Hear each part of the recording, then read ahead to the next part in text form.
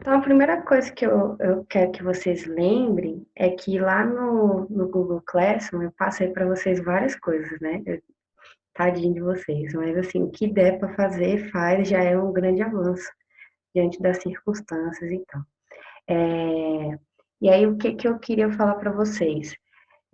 Eu não sei se vocês perceberam, eu joguei muita coisa fora da ordem cronológica da história do Brasil e até coisas sobre história geral, porque eu estou em três escolas ao mesmo tempo e aí eu estou produzindo muito vídeo aula. Então, assim, o que eu produzia lá, eu passava para vocês, porque querendo ou não, é conteúdo que vocês iam ver com o Cris e tal, e aí eu queria colaborar com vocês nesse sentido. Essa monitoria de hoje, ela vai focar principalmente em duas videoaulas que eu passei para vocês, que segue o cronograma de aulas que a gente deveria estar tendo lá no Jovem Expressão.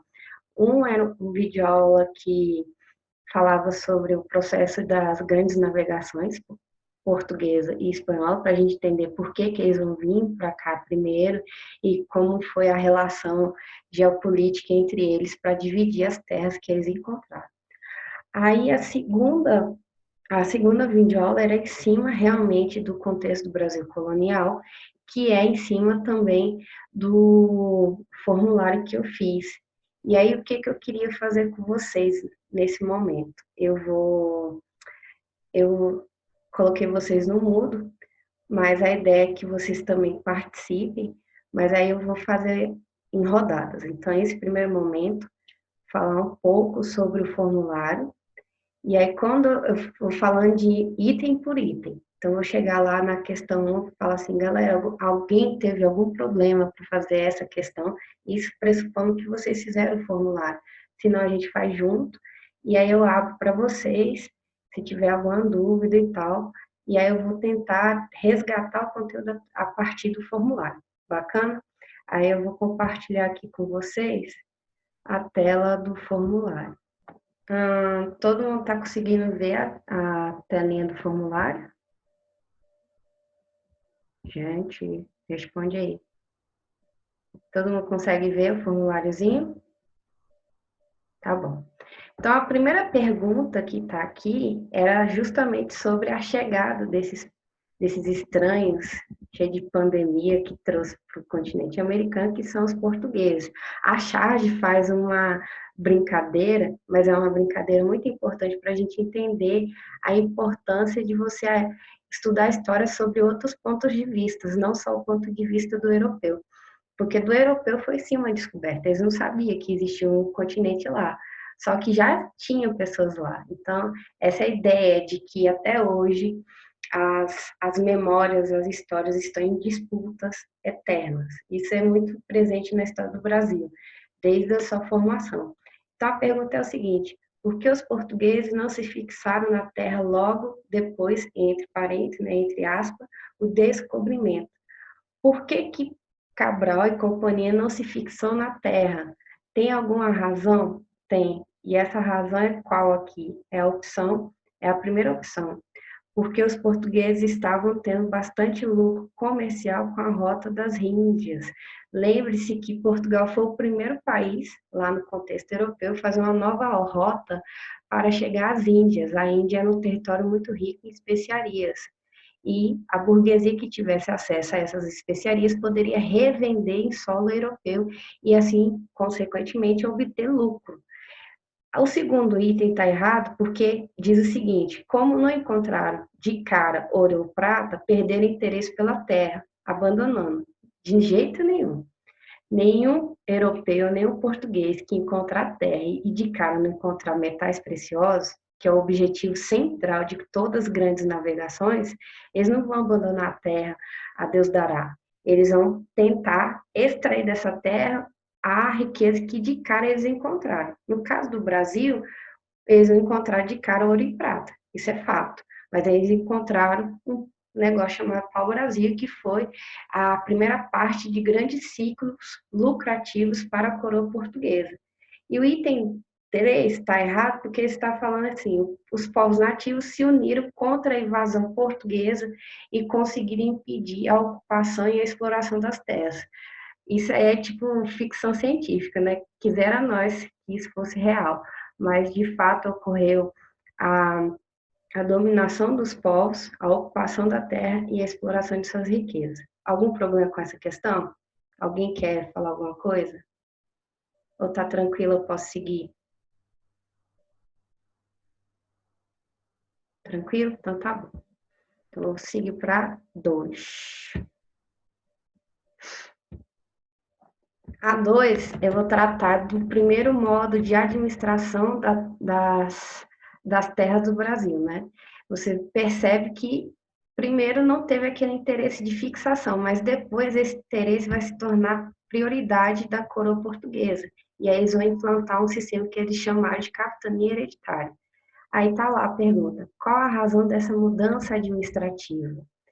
Aí tem vários fatores que vão além da necessidade de ocupar terra, devido a invasões de outros países estrangeiros, principalmente europeus, querendo invadir a região, mas há também o declínio do monopólio dos portugueses com as Índias. Então, são dois fatores primordiais que levam a essa decisão. É necessário se fixar, ocupar a terra. Então, eu dou 3 possibilidades. Vamos usar a primeira possibilidade. Porque a relação com o nativo por meio do escambo, troca de mercadoria, não estava gerando lucro. Essa é a razão primordial dessa mudança administrativa. Perceba que o item não está errado. Eu tenho mania de fazer itens assim justamente porque o CESP faz isso. Não só o CESP, a Unicamp, se vocês tiverem interesse de fazer outros vestibulares, eles tendem a pegar os itens. Às vezes o item não está errado, como esse daí. Não havia mesmo, de fato, lucratividade numa relação de troca. Não tem muito. Só que isso condiz o que o comando pede? É isso que o comando está pedindo? Não é. Então, a gente dá uma descansada no item 1. No item 2 está lá. Porque foi encontrado ouro no território brasileiro, então era necessário ter presença constante portuguesa na região. Pausa. A capitania hereditária foi construída quando? 1530. A primeira jazida de ouro foi encontrada em 1600 e cacetada. Então, não bate essa informação. Não é a descoberta de ouro que vai levar ao processo de construção de capitanias hereditárias do nosso território. E, por fim, porque outros países europeus estavam invadindo o território brasileiro, principalmente França e Holanda. Além disso, o comércio com as Índias não estava lá tão lucrativo. Essa é a resposta. Por quê?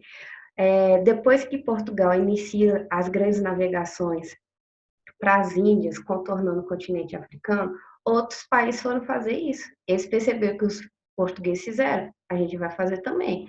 Então, aquele monopólio que ele tinha com as relações comerciais com o território asiático, não só com a Índia, foi perdendo desgaste, foi perdendo lucro. Não tinha só portugueses fazendo isso, tinha outros países que desenvolveram suas grandes navegações.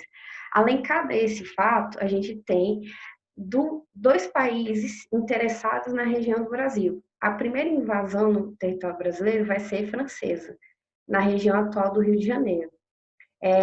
Eles ocuparam a região de tal forma que eles nomearam o Rio de Janeiro como Antártica Francesa. E eles só saíram de lá depois de muita resistência da coroa portuguesa com o apoio de algumas comunidades indígenas. Por incrível que pareça, portugueses conseguiram determinado apoio bélico e estratégico das comunidades nativas que conheciam o território para dominar e expulsar os franceses. E depois, muito depois, lá para as casas de 1600 cacetada, a Holanda também vai invadir o território brasileiro, mas lá no Nordeste, na região de Pernambuco, porque os holandeses e os portugueses têm uma relação comercial muito forte no tráfico não, no tráfico de cana-de-açúcar, porque os portugueses têm as colônias ricas na produção de cana-de-açúcar e a Holanda fazia esse trajeto, né, esse translado, essa comercialização dessa mercadoria para a Europa. E aí eles tinham uma parceria que vai ser quebrada posteriormente. Tranquilo? Quanto à questão 2, alguma dúvida? Posso seguir? Belezinha? Então tá bom. Vamos lá para 3. A3, eu vou falar do sistema capitalista, ótimo, do sistema das capitanias hereditárias, não deu certo. Alguma coisa não deu certo. Das 15, só 2 deram certo. Quando a gente estuda esse conteúdo, qual a chave para a gente ter macetes, né? Para a gente não perder tempo, ainda mais quando a gente pensa no objetivo, né? Quando a gente está estudando para um processo seletivo como é o vestibular. Foca no que é mais importante. Você não precisa saber as 15 capitanias, você tem que saber as 2 capitanias que deram certo e o que elas usaram.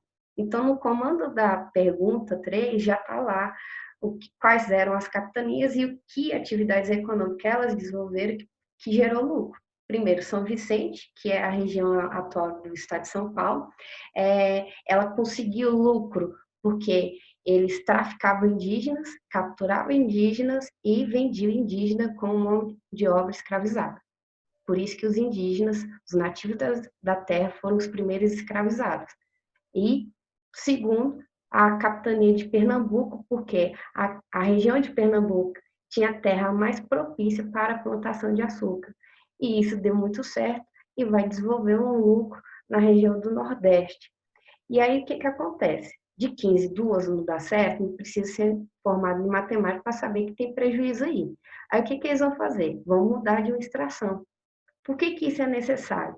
A gente tem várias situações que levaram ao declínio da capitania hereditária. Primeiro delas, muitos capitães donatários que foram convidados, entre aspas, porque ninguém é convidado a vir para o Brasil, diferente do processo de colonização inglês, que as pessoas saíram da Inglaterra fugindo de perseguição política ou religiosa, no caso do Brasil, vinha para cá quem o rei obrigava.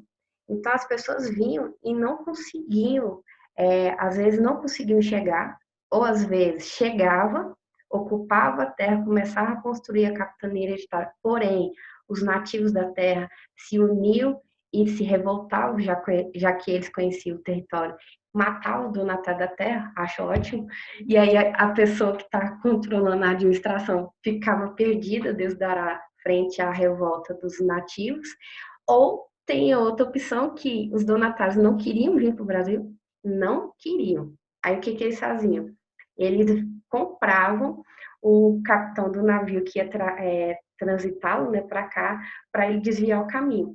Muitos deles fizeram isso, não vão para o Brasil, porque era um prejuízo. Se coloca no lugar do donatário da terra. O rei está falando assim, ó, a terra é minha, você vai lá e produz na terra o que você bem entender. O que eu quero é lucro, o que eu quero ganhar no final do mês é o meu. A forma como você fazer é problema seu. Então, o Estado, né, o Estado português não ajudava os capitães. Todo o dinheiro investido nas capitanias hereditárias tinha que vir deles mesmos. Por isso que é um projeto PPP, projeto público, porque a terra é da coroa portuguesa, e privado, porque todo o risco financeiro é do donatário, risco financeiro e risco de vida, porque eles poderiam estar à mercê de qualquer conflito com os nativos. Por isso que vai dar muito errado, só 2 deram certo. Aí eles vão o quê? Mudar. Não mais capitanias hereditárias, cada capitania tentando se organizar de forma livre, independente, descentralizada, né? Agora a gente vai ter uma figura de um governador geral. E aí vai se instituir uma nova forma administrativa, que é o governo geral. Então, qual é a maior diferença da administração de capitanias hereditárias para o governo geral? É que na capitania hereditária se praticava uma política descentralizadora, cada capitania se vira, por isso que de 15 só 2 deram certo, porque cada um tinha que se virar e dependendo das regiões e da circunstância financeira não conseguia. E agora, com o governo geral, a gente vai ter uma centralização política. A gente tem uma figura que vai ter o poder federal, regendo o poder federal, que é o governador geral, e abaixo dele 3 figuras que vai auxiliar a administrar as terras, as capitanias e a ajudar os donatários. Aí eu dei 2 opções. A pergunta é o quê? Em que consistia o governo geral? O que era? primeiro item está falando assim, acabou com todas as capitanias hereditárias e implantou uma política centralizadora, cuja função primordial era obter riqueza para a coroa portuguesa. Essa questão está errada porque com a implantação do governo geral não se deu o fim das capitanias hereditárias. As capitanias hereditárias só vai ser abolida do Brasil colonial na era pombalina, lá em 1700 quebrado. Ele não vai eliminar as capitanias hereditárias. Ele só está falando o seguinte: vocês não estão sozinhos.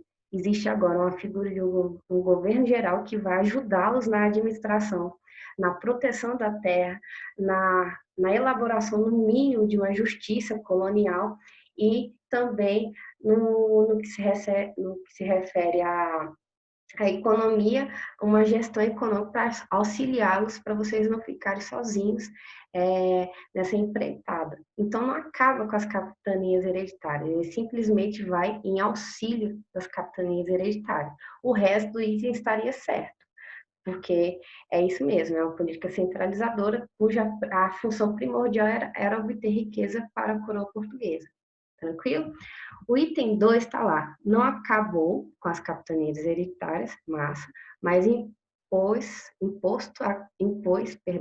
a cada um a obrigação de destinar lucros à coroa ao final do ano para evitar prejuízo. Era ali imposto, né? Mas era impôs, foi mal. Esse item não tem nada errado nele, não. Vamos ver o 3 para ver se esse item 2 é o certo. Centralizou na capitania hereditária da Baía de Todos os Santos o poder administrativo colonial, cuja principal função era auxiliar as demais capitanias no setor econômico, político e militar. O que acontece? Qual é o item certo? Sabe aquela ideia quando você está na prova vestibular do Enem, aí você fica com 2 itens martelando na cabeça e fala assim, cara, eu tenho certeza que o item 2 está certo, mas também eu tenho certeza que o item 3 está certo. É isso aqui. Eu fiz de propósito. O que vocês marcaram? Me diz aí. O que vocês marcaram? O 2 ou o 3?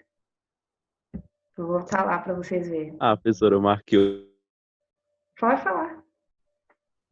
eu marquei o 2. Tranquilo. Mas por quê? O que você percebeu que o item 3 estaria errado?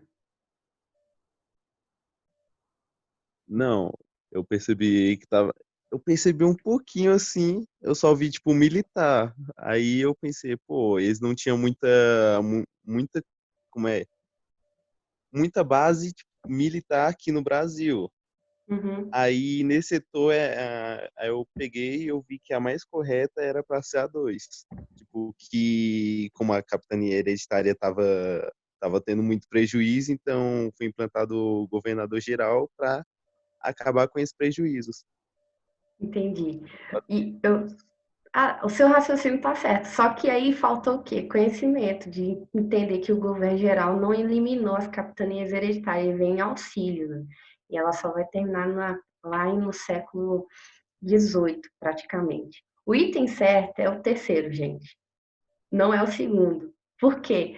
Se lembra que eu expliquei para vocês que de vez em quando o CESP faz isso, isso é fato, a gente sempre fica entre 2 itens na prova, e aí você tem que ir para o mais completo. Qual é o que tem mais completude? O que tem a resposta mais completa do que o comando está pedindo? O comando está pedindo para você definir o que foi governo geral. O governo geral centralizou na capitania de Baía de Todos os Santos? Centralizou. O poder administrativo colonial? Isso. A função era auxiliar as demais capitanias? No setor econômico? Sim, porque tinha um provedor-mor. O cargo do provedor-mor, ele faz o que o ministro da Economia hoje faz no Brasil, ou pelo menos o Paulo Guedes deveria fazer. No setor jurídico, sim, tinha o ouvidor-mor, ele fazia a função do ministro de Justiça, porque muitos capitães donatários de terra achavam riqueza, não mandavam para a coroa, não tinha, como você falou, não tinha um controle direto da coroa na colônia brasileira, então eles revendiam para franceses, para espanhóis, para eles lucrar fora. E isso não podia, porque o Brasil é uma colônia. Tudo que é extraído e produzido no Brasil tem que ir para Portugal, fim de papo. Isso é o pacto colonial. E aí, para evitar esse tipo de corrupção, foi iniciada essa ideia de ouvidor-mor, para ter o mínimo de justiça e de controle social mesmo dentro da colônia. E tem um setor militar também, que é o capitão-mor. Vamos supor, você é donatário da capitania lá do Grão-Pará, que é a região atual do Maranhão e Pará hoje, né? E aí você está enfrentando uma invasão, uma resistência indígena muito forte. A sua força militar local não consegue suprir esse conflito. Aí o que você vai fazer? Pedir ajuda à capitania de Bahia de Todos os Santos, que é a sede do governo administrativo, e pede apoio militar. E lá você consegue, com o Capitão Mor. Entendeu? E por isso que o item 3 é o certo, ele é mais completo. Então, isso pode acontecer em processos seletivos também. A gente tem dois itens, obviamente está muito certo o item 2, só que o item 3 está mais completo. Sempre que tiver um item mais completo, você vai para o item mais completo. Ficou claro isso? Beleza? Posso seguir? Vou seguir, hein? Ah, tá. Então, ó, essa charge foi genial. Quando eu achei, eu falei, meu Deus, eu preciso colocar no formulário. Se liga que o processo de colonização, isso não é só exclusividade portuguesa, é de todo país católico. Sempre tem no processo de colonização a figura da espada, que representa o Estado absolutista, e a figura da cruz, que representa o poder da Igreja Católica. Então, a Igreja Católica sempre esteve participando ativamente do processo de colonização, isso é um fato. E aí, o que vai acontecer? Ela vai estar à frente de um processo chamado de catequização. A catequese é a forma que eles buscaram de levar a palavra de JC, né, de Jesus Cristo, aqueles nativos que não conheciam a palavra, portanto não conheciam a salvação e não teriam acesso à vida eterna. Então, o objetivo deles, enquanto jesuítas, Companhia de Jesus, é levar essa palavra de JC para esse pessoal. Só que não é tipo assim, vamos conversar, você conhece JC, a história de JC, não é isso. Eles vão impor a religião deles. É diferente do que uma pessoa que queira entrar num processo de conhecer uma religião que não é dele, mas eu quero conhecer, e um processo de imposição cultural religiosa, que é o que vai acontecer nesse período. E, infelizmente, acontece até hoje, né? Então, o comando está assim, junto com a espada, veio também a cruz. A Igreja Católica teve a participação ativa nos processos de colonização na América. No Brasil, os jesuítas foram importantes na formação da sociedade colonial, bem como no processo de catequese dos povos nativos. A respeito desse assunto, marca a opção incorreta. Atenção, gente, as pessoas não conseguem ler o comando com calma, às vezes no processo seletivo, e aí marca o item certo, achando que está pedindo o item certo, mas eu destaquei lá incorreto. Então, toda vez, por favor, atenção ao comando, que às vezes a gente acaba pecando pelo próprio medo mesmo de errar ou falha mesmo de compreensão da leitura, nervosismo. Acontece, mas vamos evitar isso. Aí a charge está aqui mostrando uma mulher que representa os jesuítas, dando um remedinho, que é o cristianismo, para os povos originários, que é o o Tom amarradinho na cadeira, tendo a obrigação de engolir esse remédio a goela abaixo. Isso representa muito o processo de catequização no país. Então, ele está pedindo a incorreta em relação à presença da igreja no processo de colonização. O item está falando o seguinte: os jesuítas foi uma ordenação religiosa criada pela Igreja Católica durante a Contra-Reforma, cujo objetivo principal era levar a fé de Jesus Cristo além mar. Foi o que eu acabei de dizer. É isso, JC pelo verso do catolicismo. Por que isso vai ser importante? Os jesuítas eles foram uma ordenação criada logo depois da Reforma Protestante. Vocês têm que lembrar que a Reforma Protestante vai dividir o cristianismo, além do catolicismo, para três vertentes. A gente vai ter o calvinismo, o anglicanismo e o luteranismo. Então, são três frentes de cristianismo em contraponto ao catolicismo. E aí, o que vai acontecer? Boa parte da burguesia, boa parte de muitas pessoas que fazem parte da elite mesmo, europeia, vai deixar de ser católica e vai passar a ser ou anglicano, calvinista, o que for, ou luterano. E aí o que vai acontecer? A Igreja Católica perdendo fiel significa que ela está perdendo poder.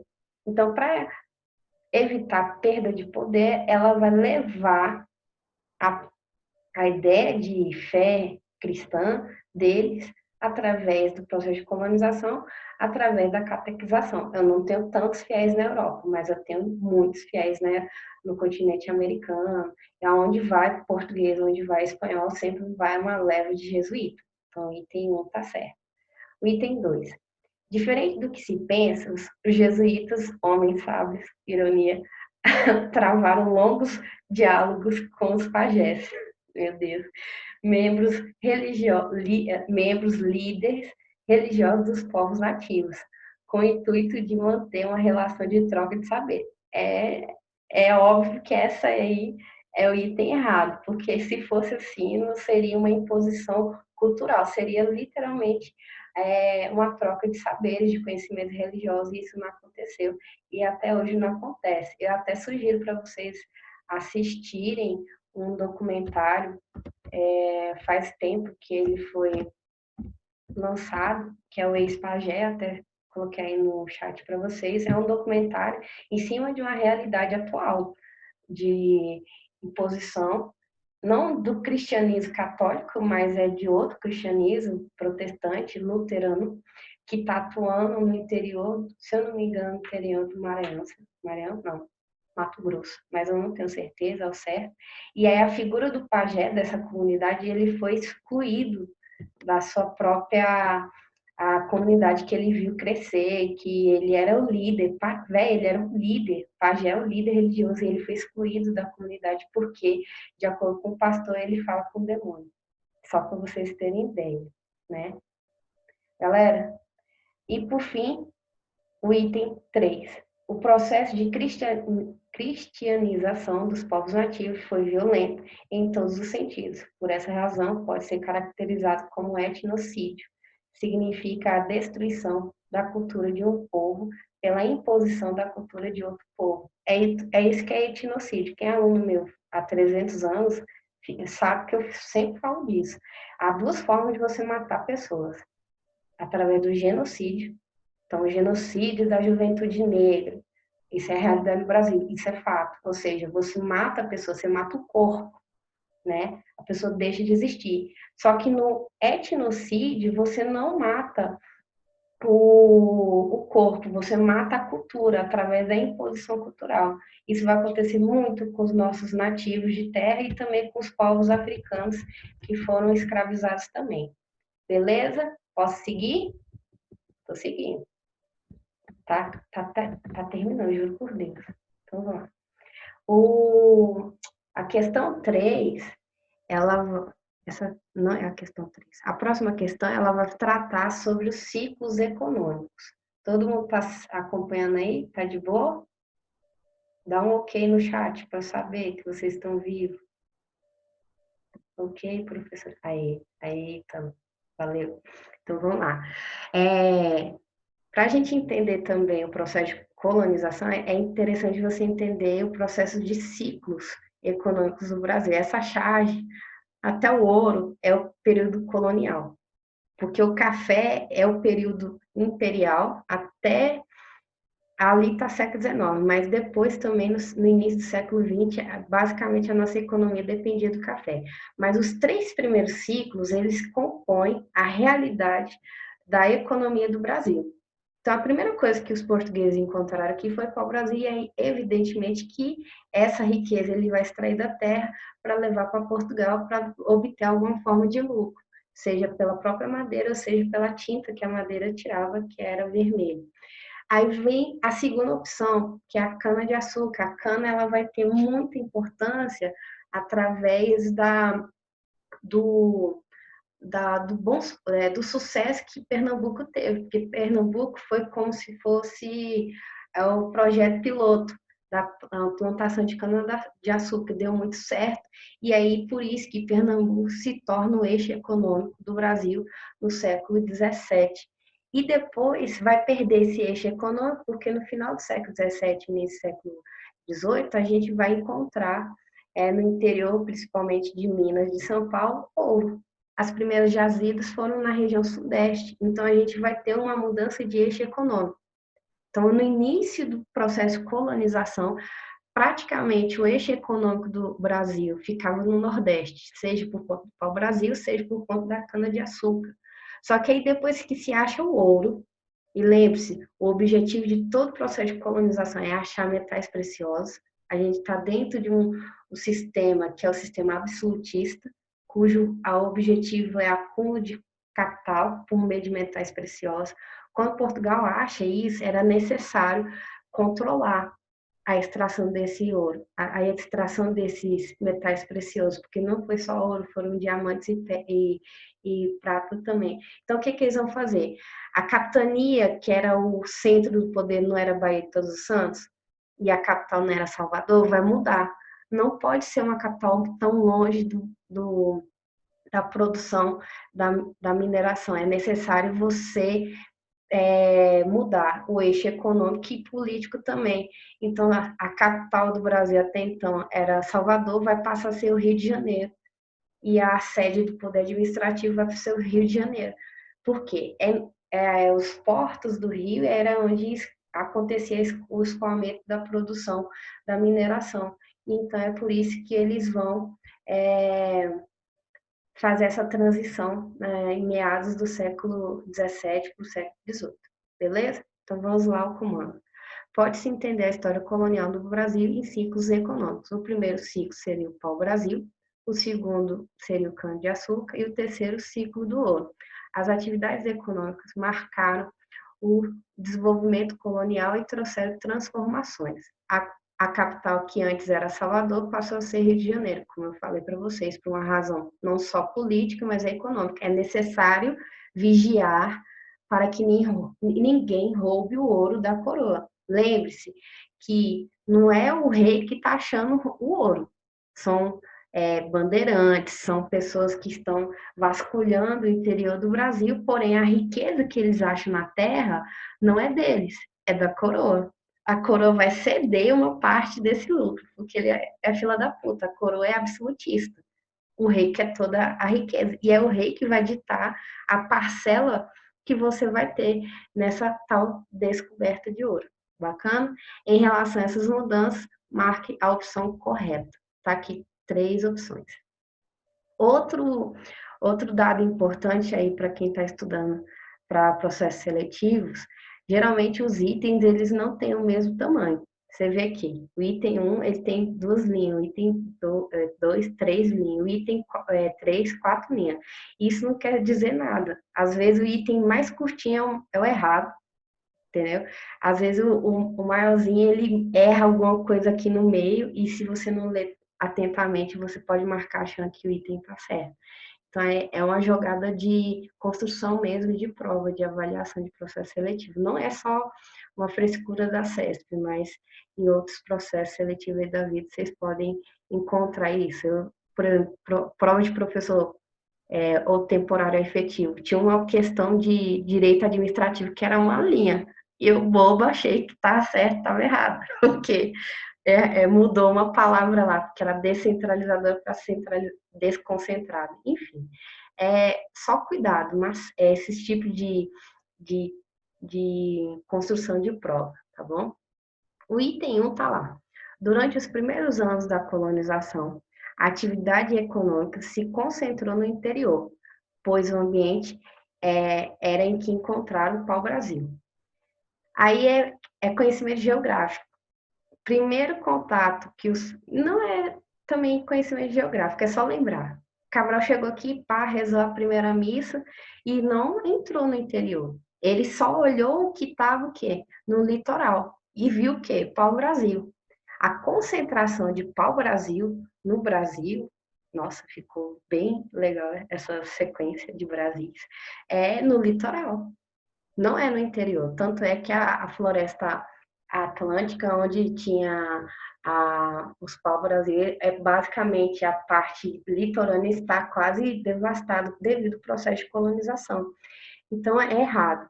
porque não foi no interior, foi no litoral. Então, item 1 está errado. O item 2, você viu lá que só foi esse bendita palavra, no interior, que colocou o item inteirinho errado. O item 2 está assim: o café se tornou o produto mais importante para a economia colonial. Pausa. A gente falou de café, o comando, olha lá, a resposta está no comando. O comando falou de café? Não. O café só entra no ciclo econômico do Brasil no período de império. A gente ainda nem chegou no império. Então, café se tornou o principal produto da colônia? Nem perde o tempo de ler o resto. Aí chega o último item. Durante o ciclo do açúcar, o Nordeste era a região mais importante, pois era o princípio para esse tipo de atividade, era propício para esse tipo de atividade, perdão. No entanto, quando foi encontrado ouro, no início do século XVII, no interior do Sudeste, ocorreu uma mudança. O Sudeste passou a ser a região mais importante da economia colonial. De fato, se você colocar na balança cana-de-açúcar e ouro, quem pesa mais em termos de valor, obviamente, que é o ouro. A única atividade econômica que era tão lucrativa quanto a mineração, por incrível que pareça, e isso diz muito sobre o nosso país, era o tráfico de escravos, principalmente de escravizados africanos, porque a mão de obra africana escravizada era a mais cara diante da indígena. E alguém sabe dizer por quê? Tenta pensar um pouquinho. Por que a mão de obra africana era mais cara e a indígena era mais barata? Diz aí alguém para mim. Eu não sei falar. Fala aí. Vamos, pessoinhas. Por que o escravizado africano era mais caro do que o nativo? Ah, não sabe, João? Pensa aí, pô. Quem é que está na Terra? Não é o nativo? Um nativo, você precisa pegar navio e lá do outro lado do Atlântico para ter acesso a ele? Você não precisa. Ele está ali no interior. Você precisa de pessoas para literalmente procurar no interior do Brasil essa mão de obra. O que acontece? Você não gasta muito dinheiro com trânsito, né? Com tráfico, literalmente. Só que tem outra razão. Os nossos nativos, eles têm um sistema de organização social diferente dos africanos. Boa parte dos povos africanos eles já são povos sedentários, ou seja, se fixaram na terra, conhecem a agricultura, conhecem a mineração, conhecem as atividades econômicas que os portugueses querem que os nativos façam, mas eles não conhecem. Por que os nossos nativos não conhecem? Porque os nossos nativos são semi-nômades. Eles não ocupam a terra. Até porque por uma questão religiosa, eles transitam na terra e tiram da terra aquilo que lhe é importante para a subsistência. Então é uma outra relação com a terra. Enquanto que a maioria dos africanos já estão acostumados com o sedentarismo, com o uso da terra, com a plantação e etc., os nossos nativos não entendem, por exemplo, por que tem que plantar milhões de cana-de-açúcar e depois colher, sendo que eu preciso só de uma cana-de-açúcar para me alimentar. Ficou claro? Aí é por isso que eles não eram caros. E tem um outro agravante, a questão do sistema imunológico. Eles morriam muito mais facilmente, devido àquele negócio que eles não tinham anticorpos suficiente para combater as doenças que os europeus trouxeram para eles. Então, uma simples gripinha, como o presidente Costa fala, matava boa parte de uma comunidade indígena porque eles não tinham os anticorpos suficientes. Então, diante disso, não ter sistema imunológico forte, não ter conhecimento da prática da agricultura, pecuária, da mineração, eles acabavam morrendo muito facilmente e também fugindo, já que eles conheciam o território. O africano não conhece o território. Então, é muito mais fácil, mesmo sendo mais caro, ter navios para ir lá no continente africano, capturar e trazer para o Brasil, era muito mais lucrativo ter mão de obra africana, porque os africanos, para um contexto de comercialização, de contato com outros povos, não só os europeus, mas os asiáticos, etc., eles tinham um sistema imunológico mais forte E eles também conheciam as atividades econômicas que os portugueses queriam que eles exercessem. Por isso que é a mão de obra mais cara. Bacana? Por isso que o Brasil vai ser o último país do mundo a acabar com a escravidão, porque dependia exclusivamente dessa mão de obra para manter essa economia. Ficou clara a diferença? Posso seguir? Todo mundo entendeu agora? João, Ítalo, suave? Bacana. Muito bem, a gente está chegando à parte final da nossa monitoria, que é a gente tem que falar que os portugueses vieram para cá. A coroa, né, portuguesa saiu fugindo de Portugal porque Napoleão estava invadindo o território português. Isso é lá no contexto de 1808. 1808, Napoleão está dominando toda a Europa. E ele vai fazer um negócio chamado bloqueio continental. O que é o bloqueio continental?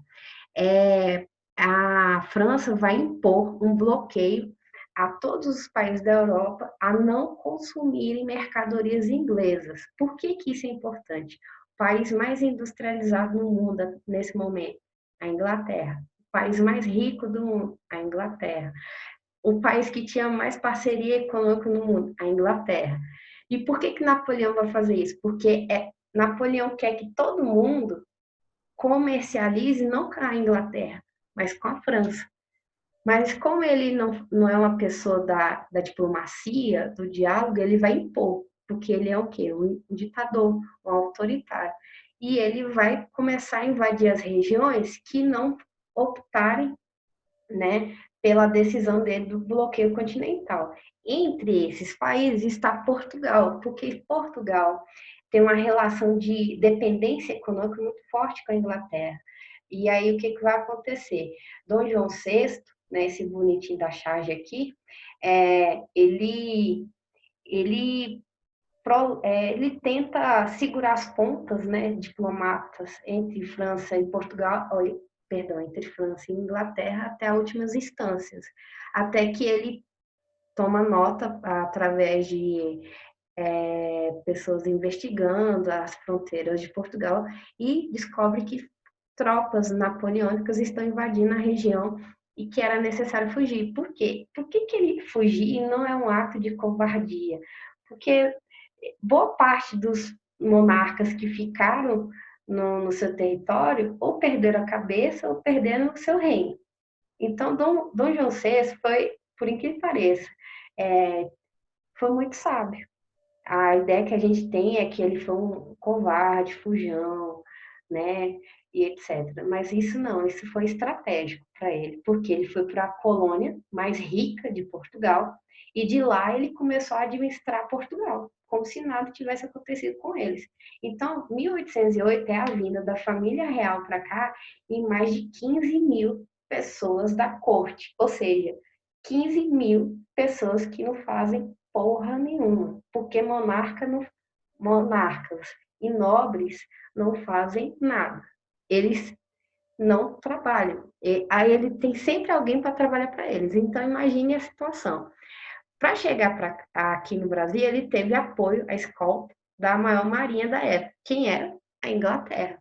Só que a Inglaterra não é aquela amiga que te dá o apoio e sem troca, sem querer nada em troca. Pelo contrário, a ideia da Inglaterra ajudar Portugal, principalmente a família real, a fugir para o Brasil é uma razão econômica, porque ela está bloqueada lá no continente europeu, ela não consegue comercializar com nenhum país da Europa. Caso contrário, esse país vai ser invadido, seus líderes dominados por Napoleão. Então, o que a Inglaterra quer? Eu te ajudo, Portugal, desde que você abra os portos do Brasil para as minhas mercadorias. Aí, o que Dom João VI faz? Faz isso. Entre ficar e enfrentar Napoleão e abrir os portos do Brasil, é muito mais fácil para ele abrir os portos do Brasil. Mas qual é a consequência disso? Quando ele abre os portos do Brasil, ele tem que dar fim ao Pacto Colonial. O Pacto Colonial não diz que tudo que entra e sai da colônia tem que vir da metrópole, e no caso do Brasil, que é colônia portuguesa, a metrópole é o Portugal. Só que aí quando ele abre os portos brasileiros para todo tipo de mercadoria inglesa, mas todas mesmo, e até um uso desnecessário, depois eu falo, isso significa que ele simplesmente rasgou o pacto colonial e é o momento que o Brasil deixa de ser colônia. O status de colônia não vai existir mais nesse período. De 1808 até 1822, o Brasil não é mais colônia, ele passa a ser Reino Unido a Portugal. Olha que lindo. A gente ascende o Estado politicamente. Então, a ideia de não ser mais colônia, a ideia de ter liberdade econômica, de comercializar com qualquer outro país além de Portugal, vai começar aqui, em 1808. Só que qual é o problema disso? Isso é uma faca de dois gumes, é um tiro no pé, se a gente for entender que logo depois, em 1822, a gente vai ter o processo de independência do Brasil. Por quê? Ninguém da elite brasileira, ninguém da elite agrária comercial brasileira quer voltar à condição de colônia, porque não é lucrativo. É muito mais lucrativo eu ter relações econômicas com Portugal, com a Inglaterra, com a França, com a Espanha, com vários países, do que só com um país. E isso vai ser uma das razões para levar a revoltas separativistas, que querem o fim do pacto colonial e independência da região deles. Tranquilo? Vamos ao comando. Desde a invasão portuguesa até a vinda da família real para o território brasileiro, era proibido determinadas atividades econômicas devido ao pacto colonial. Só para vocês terem ideia, imprensa era proibido no período colonial. Para você ter jornal no período colonial, era uma coisa complicada. Faculdade, não tinha. A gente só vai ter faculdade a partir de 1808. Biblioteca, museu, nada disso existia durante o Brasil colonial. São atividades que ou eram proibidas ou não era interessante para a coroa ter, porque gerava despesa. E eles não queriam despesa na colônia, eles queriam que a colônia gerasse lucro para eles, né? Enfim, a partir de 1808 foi necessário uma série de reformas liberais para atender suas necessidades e igualmente atender os interesses ingleses, responsável pela escolta real até os portos brasileiros. Sobre as reformas do período junino, é incorreto, ou seja, o que está errado. Vamos lá. Coloquei aqui 3 opções, a quarta desconsidera, era para ter eliminado, não sei por que está aparecendo, foi mal. Primeira opção, tornou-se possível, por meio de leis decretadas por Dom João VI, a criação de fábricas, faculdades, bancos, bibliotecas, jardim botânicos, imprensa e demais setores importantes para modernizar a vida no Rio de Janeiro.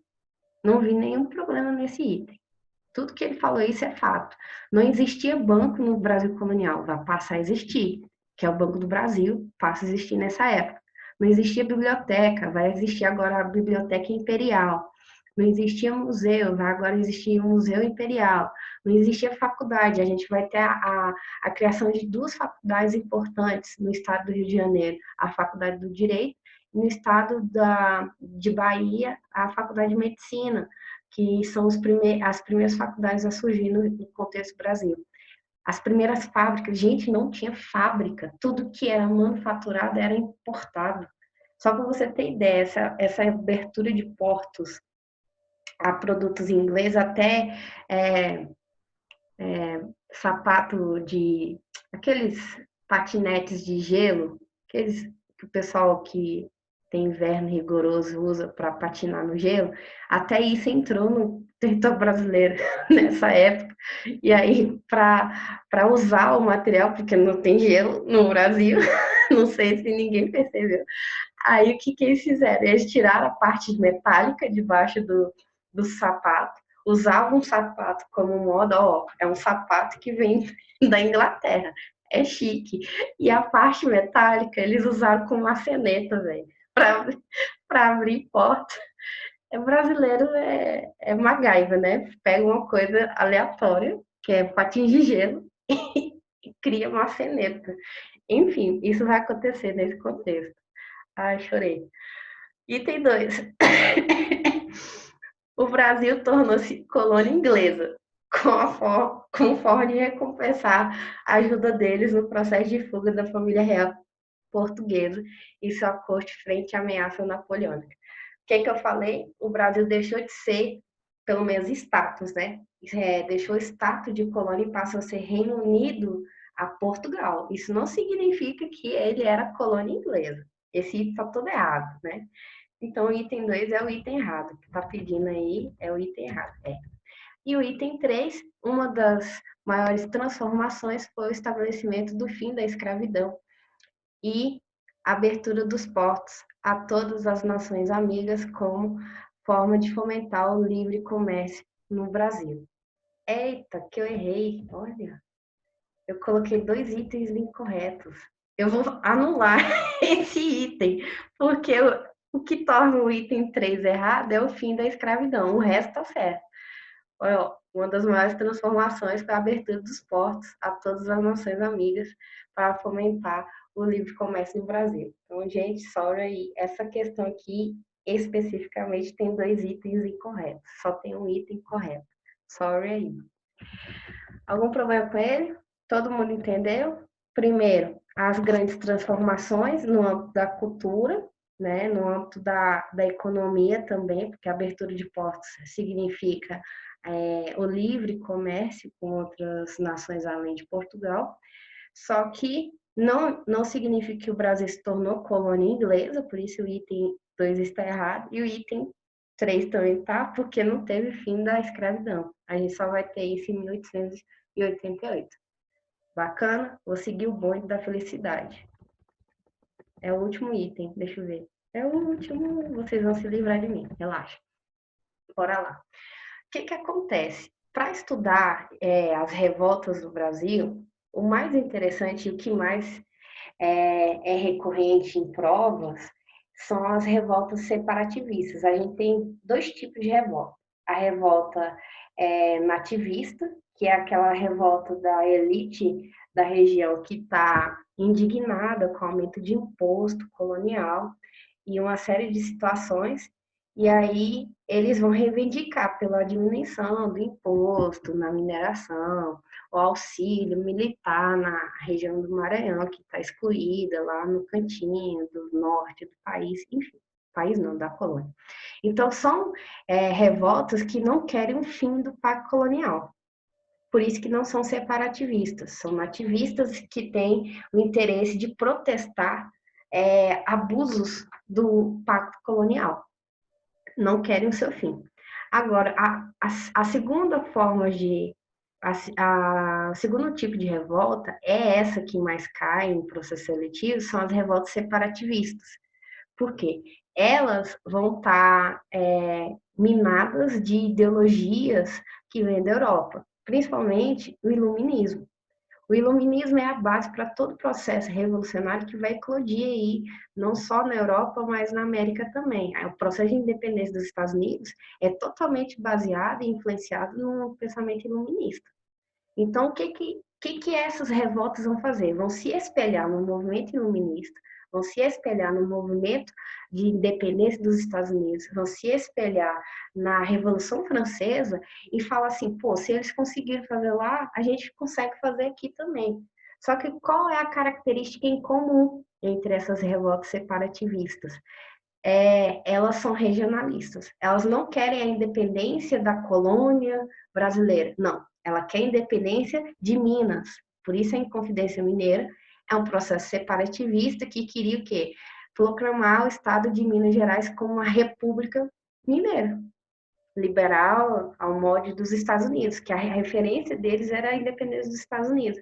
A Conjuração Baiana queria o quê? A independência da Bahia, colocar uma república popular, com voto universal, com o fim da escravidão na Bahia, mas só na Bahia.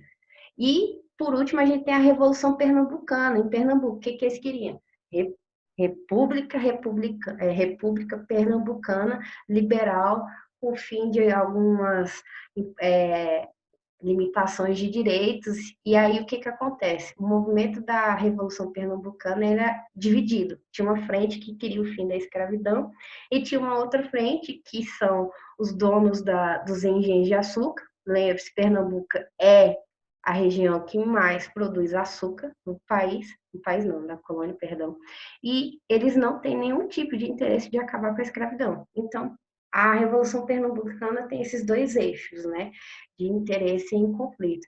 Mas percebo que todas essas revoltas, a Revolução Pernambucana, a Conjuração Baiana e a Inconfidência Mineira, são as três revoltas separativistas no território brasileiro, são as três que são, vira e mexe, são recorrentes no vestibular da UNB, no Enem, o que for.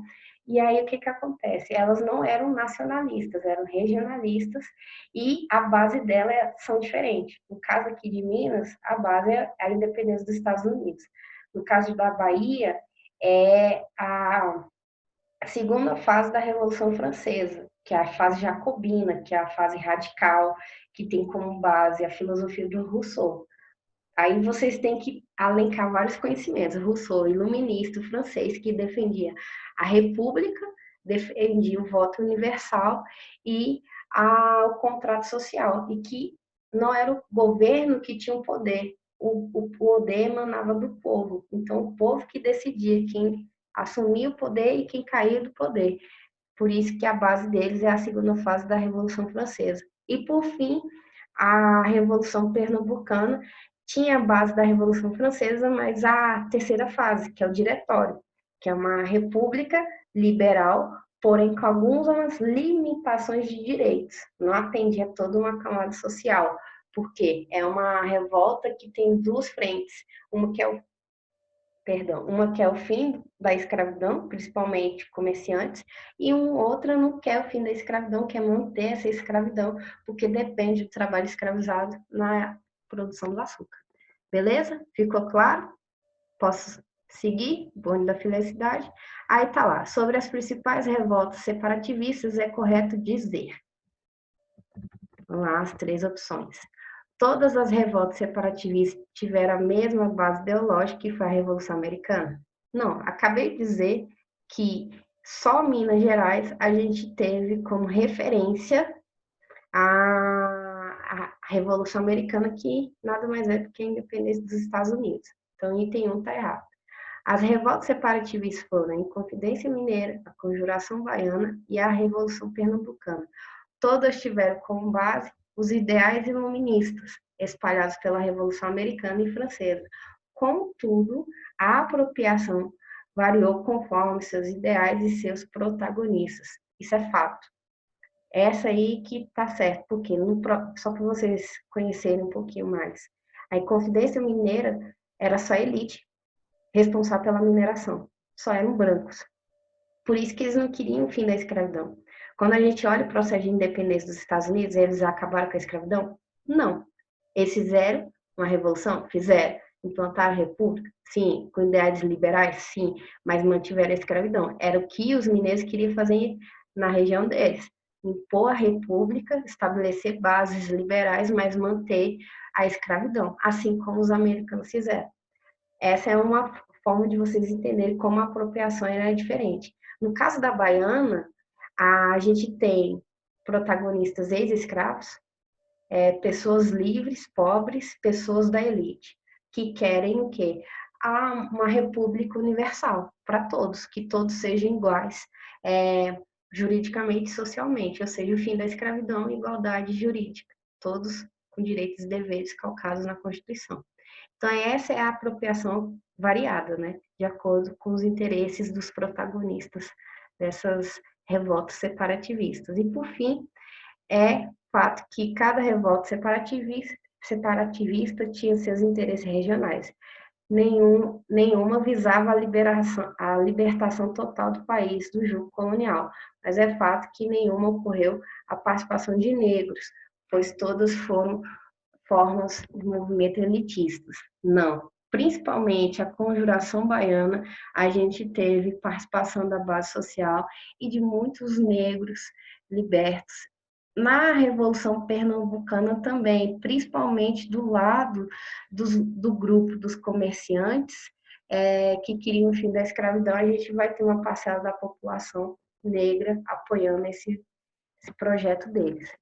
E aí, galera, alguma dúvida? Beleza? Terminamos aqui. Alguém tem alguma sugestão, algum apontamento? Fale agora ou cale-se para sempre. Algum problema de entendimento do conteúdo? Sem dúvidas? A ideia é que semana que vem eu já disponibilize para vocês a videoaula sobre a primeira fase do Brasil Império, porque eu preferi dividir, é muita coisa, e aí eu vou ficar morrendo, tentando dar tudo para vocês em uma palada só. E aí eu vou dividir em 3 vídeos. Então, primeiro vídeo que eu vou passar para vocês semana que vem é primeiro reinado, aí regência e segundo reinado. E aí cada vídeo eu vou fazer um formulário. E aí aí eu vou dar tipo uma tolerância de uma semana para vocês responderem o formulário e aí depois a gente faz esse momento de monitoria para tirar dúvida e fazer a correção do formulário. Pode ser assim? Eu posso seguir essa lógica? O que vocês acham? Ah, então tá bom. Então ninguém tem dúvidas, eu posso seguir o bonde da felicidade e vocês voltar para o sábado de vocês. Beleza? Obrigada aí por participar. Tchau. Bom sábado para vocês.